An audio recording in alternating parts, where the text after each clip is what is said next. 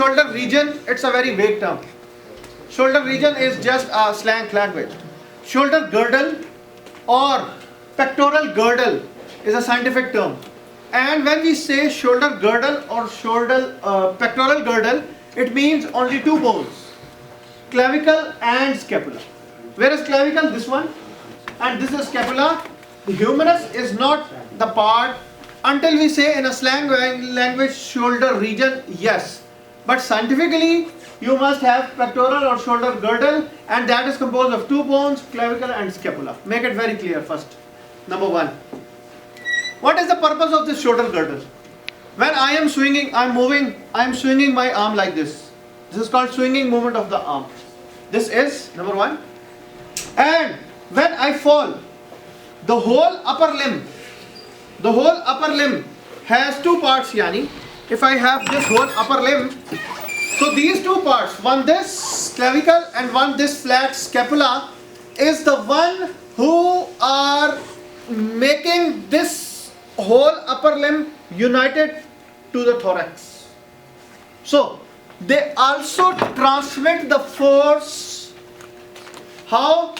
For example, when I have a fall like this, so the force of impact is transmitted from my hand to radius and ulna bones, then to the humerus, and then it divides into parts, and then it's coming to me. The weakest of all this will break if there is excessive impact, and that is usually the clavicle. That is usually the clavicle. Why? I will tell you which is the weak point and why, so you can identify later on. So this is actually the point here, why to shoulder girdle and shoulder pectoral girdle. This is the objective, you know it. This is the clavicle. See the location of the clavicle. This is the midline of the body here. This bone is called sternum. This is sternum here. Sternum has this notch, sternal notch or clavicular notch of sternum. So this is the clavicle making attachment or joint here, sternoclavicular joint, and you can find its location along with the thoracic cage with this backbone seen on the back behind. This is scapula. This is humerus. Forget about humerus today. We are talking about this and these two bones. Okay, so this is the clavicle. See, it's not a straight bone. It is a long bone. What is a long bone? Shaft. Yeah, any bone which has a head, a lower end and a shaft is a long bone. My humerus is a long bone. My radius and ulna is a long bone. My femur is a long bone. But the bones of my hand, very small here. If I make my hand like, here are bones. They are still long bones, but in a small size. They are still long bones because when I get one of this bone out, what I will have? A head, a shaft and a lower end. Very small. So it is still a, don't think that this is a small bone. No. The classification is still a long bone in a small size. And we say such bone as miniature long bone. Miniature yani very small. So my hand, my foot has miniature long bones. Forget about them. The point here is all the long bones in the body are vertical, arranged like this. When I am in the anatomical position, all the long bones are like this except this clavicle which is horizontal in the body. Only. So it has special features. It's the only long bone lying horizontally, subcutaneous throughout. Yani you can feel the whole bone. And first bone to start ossification in children. Supports the shoulder for swinging movements, I told you, and transmit the weight you know now. It has lateral end, medial end and a shaft. Here is the lateral end, here is the medial end and this is the shaft. Now I will move to each of you to show where is the lateral end. Every group has a bone. See, the bone has a flat part. Okay? See, the bone has a flat part. This is actually the lateral end. A thick rounded part. This is medial end of the bone. Elevated body. Not elevated. It's a horizontal bone. How it can be elevated? No, I mean the medial height. No, don't say elevated. Don't confuse yourself. Okay. So it's a flat part comparatively. How to see the first time? The first time it's lateral aspect, the lateral margin, the lateral end is flat, and the medial end looks you stronger, thicker, and quadrangular. Yani four areas. If you see the bones I have given to you. Okay? Now, if I keep the first thing, the most important thing here is how to find this is right-sided or left-sided bone. If I keep it this flat and here, this becomes like this. If I make it like this, it also fits here. But you must know how to identify it from right to left, the most important thing. Okay? So hold the bone like this whenever you hold. See, there is a rough quadrangular thick part. Put it on the medial side. Flat part must go on the lateral side. If you see the bone, it is not a straight bone. It has a concavity and a convexity. So this small concavity must be in front. This big convexity must be in front. Two things. And feel the bone is smooth. The whole smooth surface is the upper surface. Feel the roughness. You will find a big tubercle beneath on the inferior surface. So make it down. Then try to fix the bone on right or left. These are the features how you identify right and left. Why I am saying it? Because if you know the right side of bone, then you know this is the muscle going this way, this is the muscle going this way, and if you put it upside down, the whole story is wrong. Okay? So please. Now I will visit all the groups individually. I have 1 minute for you to identify you have which bone, right or left. Identify. Okay?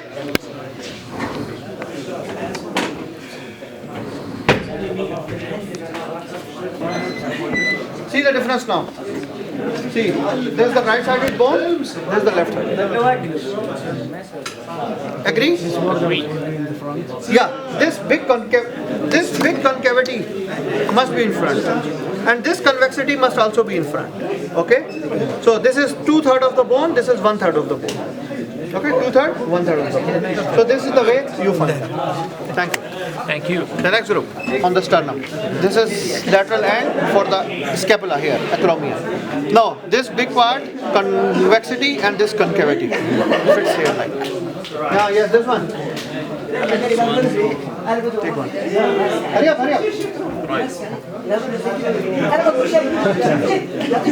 About downward, yani is like compressed like this. Facet for acromial process. If you see the lateral end, there is a flat surface on the margin, on the outer margin. This is called facet for acromial process. Where is acromial process? Acromial process is a process coming from the scapula. I will bring you this process. Wait. Make a joint, acromioclavicular joint. So, if I see this one, where is the acromioclavicular joint? This one. So, here is the clavicle, here is the facet. Facet is a small surface which is responsible for making a joint, face-to-face surface with this part of the scapula, and they are going to make a joint here. The name is acromioclavicular. Acromio from acromial process, and clavicular is the whole bone. Acromioclavicular. Don't feel in the middle. Go lateral. The end of the bone, you will find acromioclavicular joint. Further. What is the type of this joint? Plain joint. Plain hinge. Plain synovial joint. Okay. Medial end. Where is the medial end? The big one, the quadrangular. Okay, the thick one is the medial end. How it is done? It is making what? Quadrangular in shape, yani has 4 surfaces. Articulates with the clavicular notch of the sternum. Makes sternoclavicular joint. See this picture again. Sir. Yes. This is the lateral end. This is the medial end. This bone is sternum. This half you are seeing. Sternum. This is the body of the sternum. Here is the notch for clavicle. Clavicular notch for sternum. And here it is making another joint, sternoclavicular joint. Clear? Shaft. This is end, this is end, this is shaft. All. I told you, when I came to you, I told you there is 2/3 laterally, thin, flat, and there is 1/3 flat laterally, and there is 2/3 thick on the medial aspect. So we can easily divide the shaft into this thick part and a thin part. Okay? So lateral 1/3 is flat, anterior border concave forward, I told you while positioning. Posterior border convex backward, I told you while positioning. All this will help you in position and identification. I told you there is a tubercle on the inferior surface. All of you have appreciated the tubercle. The name is conoid tubercle. The name is conoid tubercle. If you see the inferior surface, there is a very prominent tubercle, conoid tubercle. Along with the tubercle, there is a ridge, trapezoid ridge. Okay? Again, I will come to you all one by one. See here. Tubercle, ridge. Or this is the groove, subclavian groove. Next slide, you are going to see this. Okay? Tubercle, conoid, trapezoid ridge, groove. Here. Sided bone. Okay? See. On the inferior surface, I told you initially as rough. What is the roughness? Here is the tubercle. With tubercle, there is a ridge. Elevated part, yeah, this ridge. And this is the groove for subclavius muscle. Subclavian groove. I will show you in the next slide. It's a groove, ridge, and Yeah, all of them on the inferior aspect. They must go while you are positioning the bone. Agree? Now understand everyone? Okay. The other half. Please, Shabab. Excuse me. The subclavian groove, now you know, identify it. This is the other way. And a nutrient foramen. If you follow the subclavian groove, there is a small opening, very small. In plastic bones, usually not visible. In actual bones, you will see a small opening. If in some plastic, I will find, I will come to you, I will show you. This is called nutrient foramen. What is nutrient foramen? Nutrient foramen, nutrient means something regarding nutrition. Okay? So this is the foramen from where the blood vessel is going inside a bone. Every bone has a blood supply.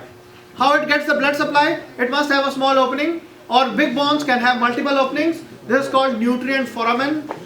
Usually one is big, a blood vessel enters and a small very thin vein gets out of it, nourishing your bone for development and growth. This is called nutrient foramen. Agree? Yes. Any questions? These are the muscles attached to the clavicle. I can make you visualize some of the muscles, some areas. After I finish, you are going to see some muscles on the cadavers. Okay? So here is my clavicle. The front here is the pectoralis major. The lateral end here is deltoid, starting origin from here as well as from the scapula, coming like this, deltoid. The upper margin here back, scapula as well as on the clavicle is trapezius, this one.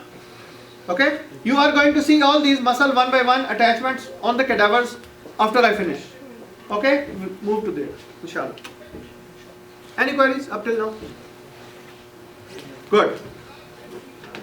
Take one. Please. Catch. Give them back. I'm a bad thrower. Catch. May not break some head.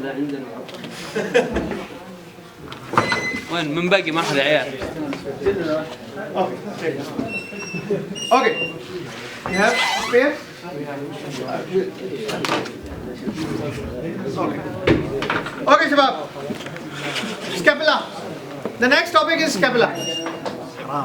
Again, an easy thing, inshallah. See how it is located. Go down? Okay. Okay. How the scapula is attached? See the arrangement of bones. This clavicle, this is scapula, this is humerus. Okay? So this is this sided, left sided appendage. This is called appendage. Okay. How I find scapula? See, the scapula is here. Flat bone. It's a flat bone. This is in relation with the thorax on the back. This is how you see in front. If I give you a scapula here, this is scapula. See different angles, different shapes, and your bones, and then I will manage how to apply. See, there is a smooth surface, costal surface. Costal yani associated to ribs. Costum is rib. So when I have to put this scapula on the back like this, is it fitting here? No, because this cavity is going inside. So this is the area where the humerus will come like this. Clear? Clear. Okay. Now see the scapula. It's a flat bone. Why I'm saying flat? Most of it is like compressed anterior posteriorly. It's a flat bone. Now it has a costal surface. The surface, this one is costal. Towards the rib. Without this spine. This is spine. So this has no spine. It must be in front. How to identify right and left? Please pay attention. This is scapula, flat bone. This is the costal surface. This is the dorsal surface. Dorsal surface has a spine. Spine has two fossa, here and another here. Supraspinous above the spine, infraspinous fossa below the spine. Clear? Now, it has three angles. Superior angle, angle is zavia, not the border, okay? Border is this thing, border is this thing. This is zavia, angle.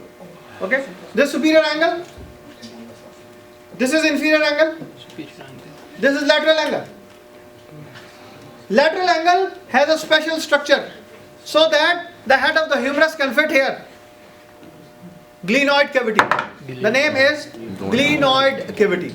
The name is glenoid cavity. Some books say glenoid fossa, still okay. But the glenoid cavity is the best one. Glenoid cavity. Now, how to hold the bone, right or left? Very easy as compared to clavicle. Yes, I must put this surface in front. I am doing it to me. Then this angle with the glenoid cavity Lateral. should be lateral, Yes. away from the body. So if I put it here, it is wrong because this is towards the medial side. I must put it here to fix. Agree? Yes. This is how you find right and left side in the scapula. Okay? Now, listen here. Now you know the surface, costal, name, spine of the scapula. Spinous fossa. Infraspinous fossa. Angle. Superior angle. Inferior angle. Inferior angle. Lateral angle. And two more processes. See, this spine is going to into a flat process. Acromion. And this one, coracoid. Coracoid. Coracoid. In clavicle you find conoid. Here is coracoid. Where is coracoid? This one. Like this. Coming in front like this. Finger. Coracoid. Here acromion. There is acromioclavicular joint here. Yes, here. With this acromion, that is the acromioclavicular joint. Good. Okay. See other pictures? Now see. Which surface? Dorsal. Dorsal is the best word to say. Don't say back. Dorsal. What this? Spine. Going to acromion. Okay. Supraspinous fossa. Infraspinous fossa. Glenoid cavity. Making a shoulder joint here with the humerus head. Here again. See which point?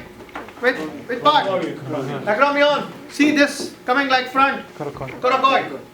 And this is the costal surface. Okay? All things. Nothing new here. Nothing new. Okay. Before I go to the muscles, yes, right, left.